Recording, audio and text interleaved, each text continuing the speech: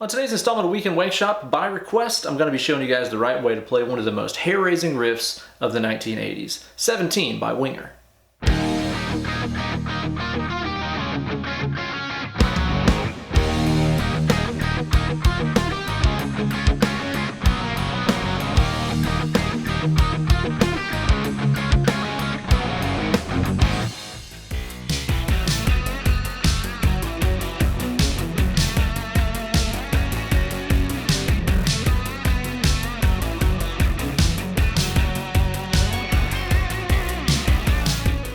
Hey there kids, and welcome to this week's installment of Weekend Wankshop. Here's your best pal, Uncle Ben. You guys have been asking for a lesson on how to play the intro of 17 by Winger for quite some time now, and I can totally see why. This is another one of those classic riffs with a lot of inaccurate tabs and lessons floating around for it out there.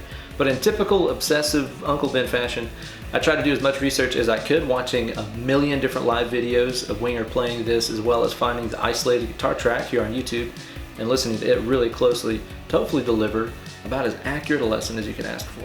In order to play along with this week's lesson, be sure to tune your guitar down a half step. E flat, A flat, D flat, G flat, B flat, and E flat. Before we start learning how to play this thing, let's hear it again at stepdad speed.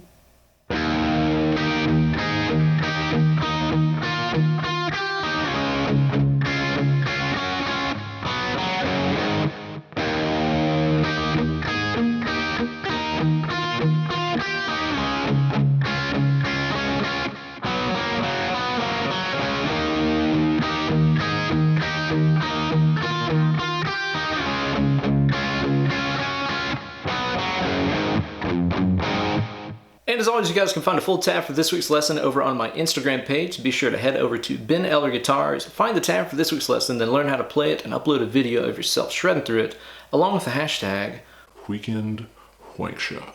So before we get going with the lesson, let's talk a little bit about the kind of tone you're going to need to muster up to play this thing and make it sound as awesome as my fellow Suhr slinger, Reb Beach. So for starters, you're going to want to conjure up a nice, meaty, JCM800 kind of sound. But you'll notice if you listen to the track really closely that Reb doesn't really use as much gain and as much treble as a lot of other 80s dudes. So be sure to dial it in so it's crunchy, but still somewhat warm. Maybe cut some of that treble off of the top end. Now the most important thing about making this riff sound right though is the delay setting, which is something that a lot of people ignore. Kind of like what I was talking about with that Steve Vai Just Like Paradise lesson that we did a couple weeks ago. The delay is an integral part of this riff. And all my delay that I'm using here is coming through Logic. I put it in Logic, that way it's all right here in the session and I can control it and stuff. But it's really important that you set yourself a good 8th note delay at the tempo of the song, which is about 95 BPM according to my calculations. Notice that you're only really getting about one solid repeat off of it, and it's not super loud. I think I only set the delay volume at about 10% of the dry signal. You want that nice echo. It's really rhythmic. This riff is like super rhythmic, and I saw an interview with Reb where he said the delay is kind of keeping the groove going with this riff. So be sure to set your delay so it sounds something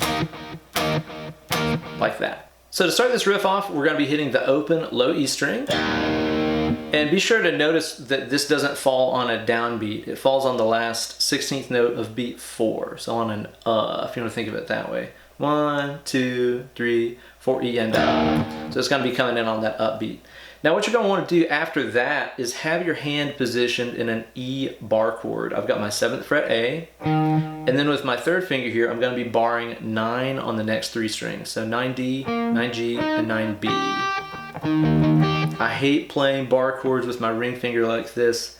It just like burns my whole forearm up, but with this riff you don't really have any options. So what you got to do. Now, what you're going to do is to start off with an upstroke right here and grab your B, G, and a little bit of your D string too. Now, this is a really upstroke heavy riff, so be sure to pay close attention to that. And most all of your downstrokes in this riff are going to be kind of palm muted strokes on either the A and D or D and G. It's really pretty random. I don't think that he has specific ones where he hits these two and specific times where he hits these two. You just kind of hit whatever you're going to hit. Sometimes it's going to be mostly the D and G, sometimes it's going to be the A and D strings, and again, on the 2 guitar tracks, I even think there's kind of some disagreement between them sometimes. So hit whatever you're going to hit. As long as you're holding this chord shape down, it sounds fine. So be sure first to start off with that up strum on B, G, and D. Muted strum on, again, D and G-ish. As long as you're holding the chord shape down, it's gonna sound fine. Then using your little finger here, bring in the 10th fret on the B string. So now I'm gonna up strum and hit 10B, 9G, 9D. And then again, a muted strum. Hit whatever you will. Then go back to your regular 999 bar. After this, what you're gonna do is do an up strum, and this time hit just the G and D. This time do not play the B string, because you want that E note right there to be in the melody. Like that. So be sure not to grab all three of those top strings like you've been doing. So just the G and D on 9, then another muted stroke. After this is the section of the riff that a lot of people don't play right. Use your little finger and reach out to grab the 11th fret G string. So now your chord shape is like 7, 9, 11. I'm still gonna be barring back here, but I'm not gonna be hitting that 9th fret B string. Most people try to put this note right here on the 7th B and play it like it's a B sus2, but that's not how Reb plays it.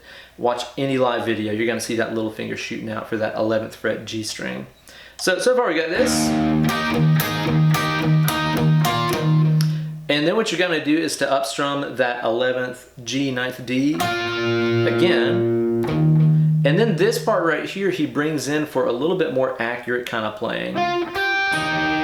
This is the 11th G, 9th B, 9th G. Those three notes right there. Again, he's not really strumming when he reaches that part right there. It's a little bit more accurately played. Again, the repeats of the delay back there make it sound like there's strumming going on, but there's not. So that's the first section right here. We're gonna use that in, I think, every section of this riff. So I'm just gonna call that the E riff, and that'll come up again later on. Okay, so after that, what we're gonna do is to move this whole chord shape down a whole step to a D. So now it's like 5A, 7D, 7G, 7B. And in this position, we're gonna play this. Okay? So this is me starting off again with an up strum, tagging B, G, and D. A couple muted strums. Another upstroke on those high ones. A single down strum. Again, sometimes I'm grabbing my A string in there too.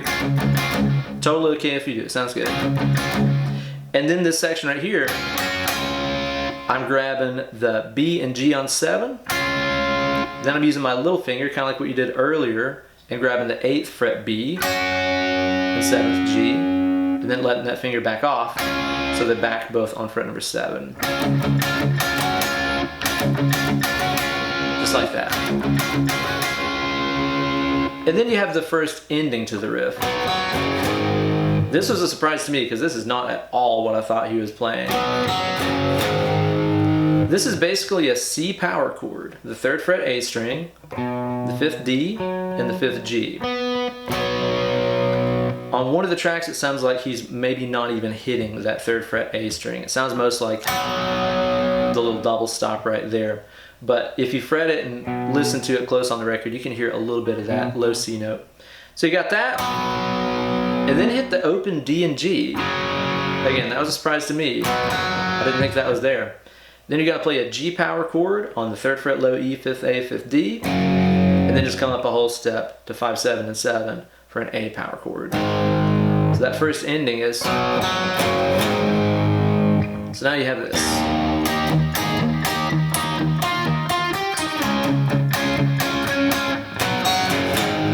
And then we're going to enter into the second section of the riff. Now this starts off with the same E business as before, only instead of hitting just the low E, he's going to hit the open low E and the 7th A together. Then play all the same E stuff. Go down to D again. Play the same stuff as before you play the second ending of the riff. Again, another weird one. So this is me grabbing D and G5, then I'm gonna play D5, G4, and then I'm gonna hit both those strings open. So that's, do that again, and then play a D power chord. So this is 5, 7, 7, and 7 on the B string as well.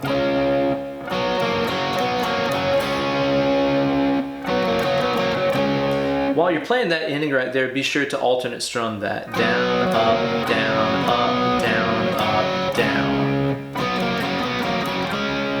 That's really essential to make this sound right like it does on the record. Again, that ending is not at all what I thought that he played right there. I think my ears were following more of what the bass is doing right there, but that's what's up. Again, watch live videos. You'll see this kind of move here going on. Pretty crazy stuff.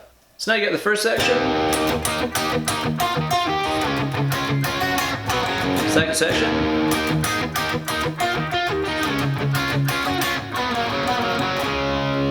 And then the third section of the riff right here, which has, again, another different ending on it.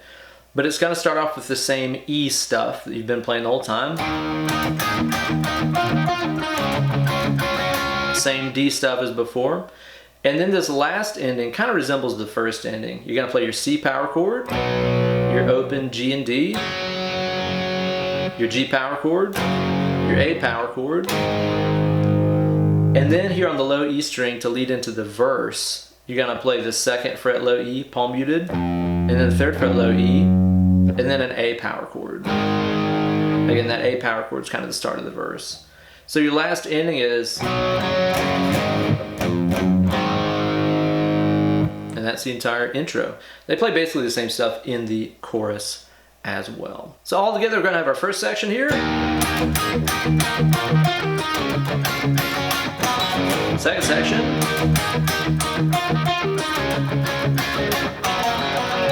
and third section.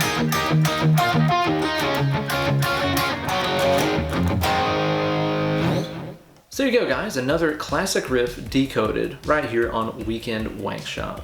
Be sure to let me know in the comments below what other riffs you would like to see covered here on the show. I really like going through and deep diving into these riffs and making the most accurate renditions of these things possible. So let me know what you're dying to learn in the comments below. Be sure to like this video and subscribe to my channel. You guys can also follow me on Instagram at Ben Eller Guitars or on Facebook at www.facebook.com/Uncle Ben Eller. And if you're looking to book some one-on-one Skype lessons with me, be sure to drop me an email. benellerguitars@gmail.com is where you can reach me. Now, let's get away from this doggone computer machine here and go play some damn guitar. Less clicking, more picking.